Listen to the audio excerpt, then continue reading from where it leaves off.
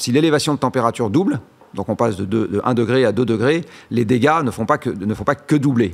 Ils vont être multipliés par 100, par 1000. Enfin, je veux dire, c'est quasi exponentiel. Oui, enfin, même hyperbolique. Enfin, je veux dire, c'est quelque chose qui va augmenter considérablement plus vite que l'élévation de température. Et là, je peux reprendre le parallèle de votre corps. Entre une élévation de votre température interne de 1 degré et de 5 degrés, c'est pas 5 fois plus grave que 1 degré, vous êtes mort.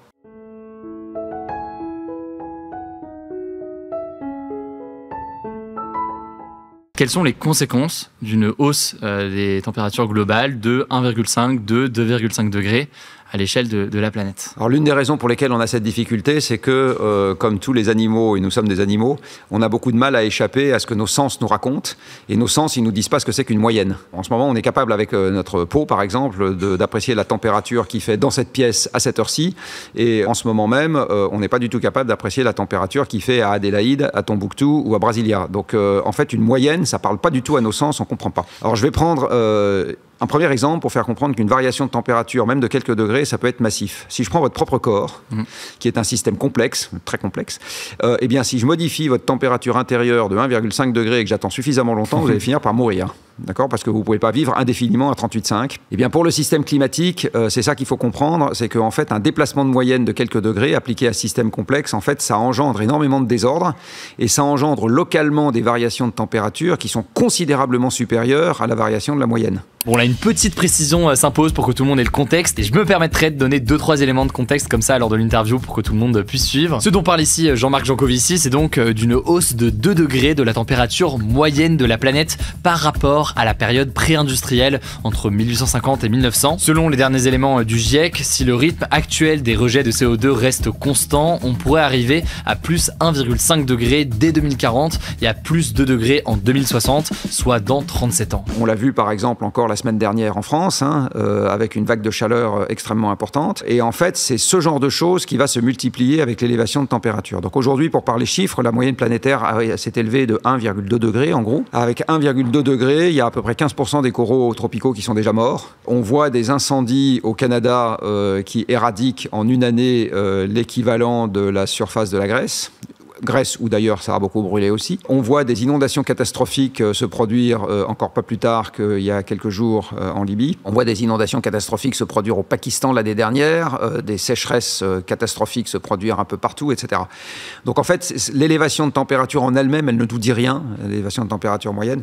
Ce qui va nous dire quelque chose, c'est tous les événements qui vont à la suite.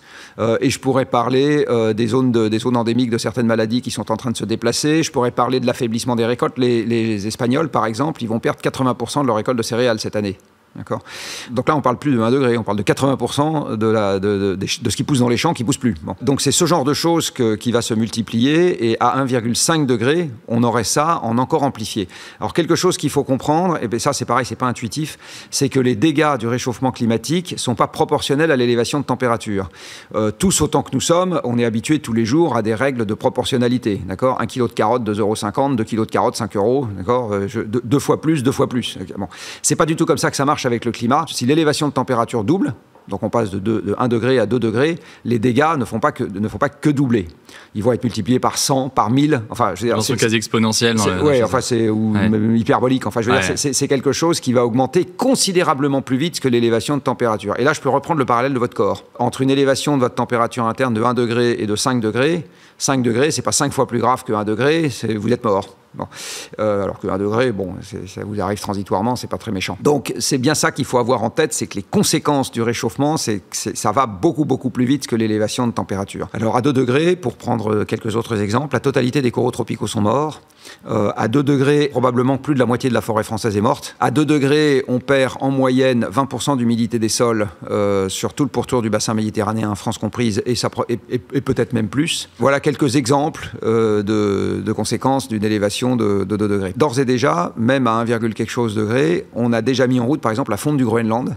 Et donc maintenant, il suffit d'attendre quelques siècles et on sait que l'océan mondial montera d'au moins 3 à 6 mètres. Voilà, rien qu'à cause de ça. Voilà, donc voilà quelques exemples. Et c'est peut-être un élément à rappeler qui est important ici, c'est Là, on a évoqué beaucoup de conséquences sur la planète, au sens, on parle d'élévation du niveau de la mer, on parle de fonte des glaces, on parle d'incendies qui ont forcément un impact sur les forêts, d'assèchement des sols ou autres. Mais c'est ce lien entre l'impact sur la planète qui est réel, sur la biodiversité, etc., et l'espèce humaine, si on peut le définir comme ça.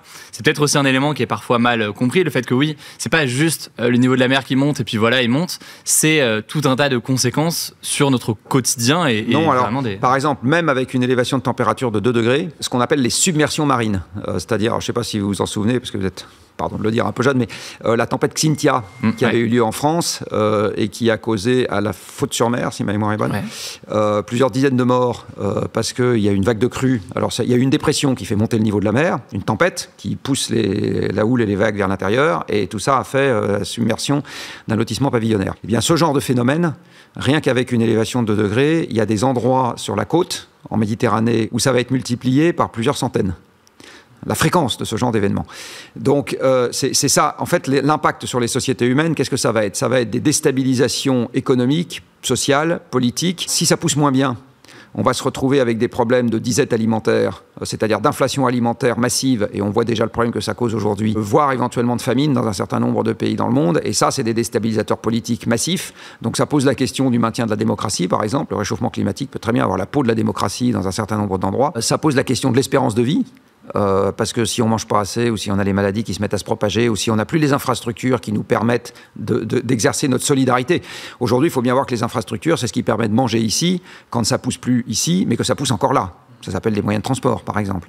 Eh bien, dans un monde dans lequel les infrastructures sont très affaiblies, parce qu'il y a des perturbations externes en permanence, cette solidarité que nous avons et qui est un élément de résilience, qui permet aux gens de continuer à manger, à se déplacer, etc., va s'affaiblir. Alors tout ça, c'est un peu la bouteille à l'encre. C'est très difficile de faire une projection précise en disant à 1,58 degrés d'élévation de température, le 4 janvier 2067, voilà ce qui peut se passer. Personne ne va vous faire un truc comme ça, ce qui est une des difficultés, parce qu'on est obligé de décider en étant un peu dans le brouillard. Voilà, ça fait partie de la règle du jeu. Mais on sait quand même, par comparaison avec les variations climatiques dans le passé, que quelques degrés de variation en un siècle, c'est inédit. Notre espèce n'a jamais connu ça depuis qu'elle existe. Et c'est quelque chose qui aurait des conséquences absolument massives quand on commence à regarder un peu sur un certain nombre de choses pratiques.